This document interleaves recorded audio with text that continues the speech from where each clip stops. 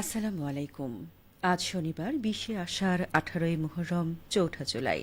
বাংলাদেশ বেতার রাজশাহী। স্থানীয় সংবাদ পড়ছি তানিয়া খন্দকার। স্থানীয় সরকার পল্লী উন্নয়ন ও সমবায় প্রতিমন্ত্রী মীর শাহে আলম বলেছেন, অতীতের সরকার বগুড়ায় প্রত্যাশিত উন্নয়ন করেনি। এই কারণে তিনি জাতীয় সংসদে জেলার উন্নয়নের বিষয়টি তুলে ধরেছেন। গতকাল বগুড়ার শিবগঞ্জ উপজেলার মোকামতলা এলাকার ময়দানহাটা ইউনিয়নে বড়াইল বাকশন খাল খনন কাজ পরিদর্শন ও বৃক্ষরোপণ কর্মসূচির উদ্বোধন শেষে আয়োজিত সমাবেশে তিনি এসব কথা বলেন। প্রতিমন্ত্রী বলেন, বগুড়া শহীদ রাষ্ট্রপতি জিয়াউর রহমানের জন্মস্থান এবং বর্তমান প্রধানমন্ত্রী তারেক রহমানের বাড়ি। এই দুটি কারণেও অতীতের সরকার জেলাটিকে উন্নয়নের ক্ষেত্রে বঞ্চিত করেছেন বলে তিনি দাবি করেন। তিনি বলেন, এ কারণে সংসদে বগুড়ার উন্নয়নের বিষয়টি তুলে ধরেছেন। এ সময় তিনি স্থানীয় বিভিন্ন উন্নয়ন কাজের আশ্বাস দেন। পাশাপাশি বাকশন উচ্চ বিদ্যালয়ের ৪তলা ভবন নির্মাণের জন্য ১.৫ কোটি টাকা বরাদ্দের ঘোষণা দেন। রাজশাহী ৩ আসনের সংসদ সদস্য অ্যাডভোকেট শফিকুল হক মিলন বলেছেন, সরকার প্রান্তিক ও পিছিয়ে পড়া জনগোষ্ঠীর শিক্ষার্থীদের পড়াশোনায় উৎসাহিত করতে কাজ করছে। অর্থনৈতিক অসচ্ছলতার কারণে কোনো শিক্ষার্থী যেন পড়াশোনা থেকে ঝরে না পড়ে সেই বিষয়ে গুরুত্ব দেওয়া হচ্ছে।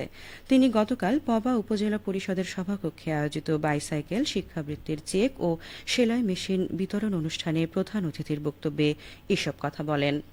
পবা উপজেলা প্রশাসনের আয়োজনে অনুষ্ঠিত এই কর্মসূচিতে ১৮ জন শিক্ষার্থীকে বাইসাইকেল, ১২ জনকে সেলাই মেশিন, ৪ জনকে বসতঘর এবং ১২০ জন শিক্ষার্থীকে শিক্ষাবৃত্তি প্রদান করা হয়।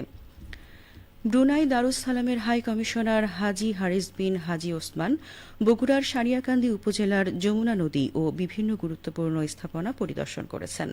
গতকাল তিনি উপজেলার পৌর এলাকার কালীতলা গ্রোয়েন বাঁধ এলাকা পরিদর্শন করেন। তিনি নদী ভাঙন প্রতিরোধে নির্মিত এ স্থাপনার কার্যকারিতা ও সৌন্দর্য ঘুরে দেখেন। এ সময় বাঁধটির প্রশংসা করেন। পরে নৌকাযোগে যমুনা নদীর বিভিন্ন অংশ পরিদর্শন করেন। এরপর তিনি ৫০ শয্যা বিশিষ্ট সারিয়াকান্দি উপজেলা স্বাস্থ্য কমপ্লেক্স পরিদর্শন করেন। সেখানে চিকিৎসাধীন রোগীদের খোঁজখবর নেন এবং হাসপাতালের বিভিন্ন সেবা কার্যক্রম সম্পর্কে অবহিত হন।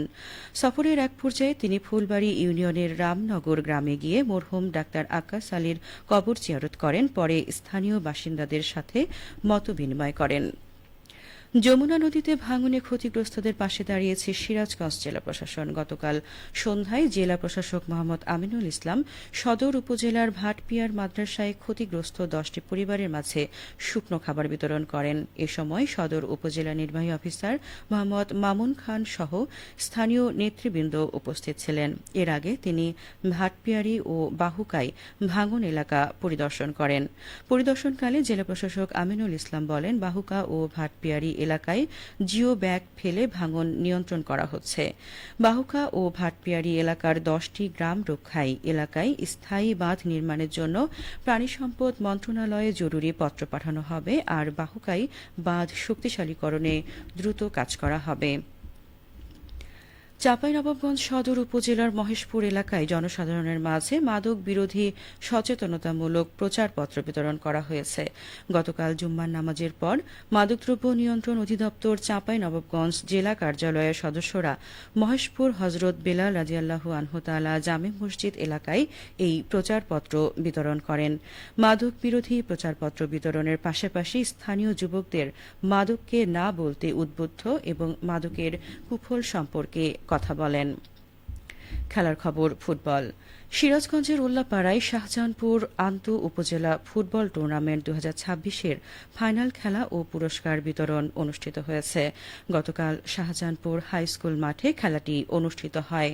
ফাইনালে মুখোমুখি হয় জেলার কামারখন্দ উপজেলার জামতৈল ফুটবল একাদশ ও উল্লাপাড়ার কানসোনা ফুটবল একাদশ।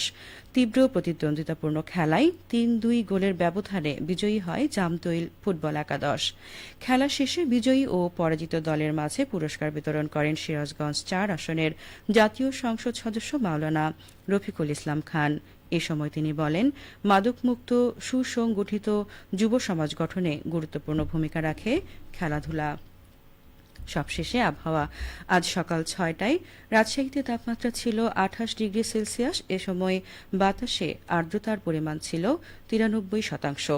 রাজশাহী ও পার্শ্ববর্তী এলাকায় আজ সূর্যোদয় হয়েছে ভোর ৫টা ২১ এবং সূর্যাস্ত সন্ধে ৬টা ৫৮। সংবাদ শেষ হল। আমাদের পরবর্তী স্থানীয় সংবাদ দুপুর ১২টা ১০।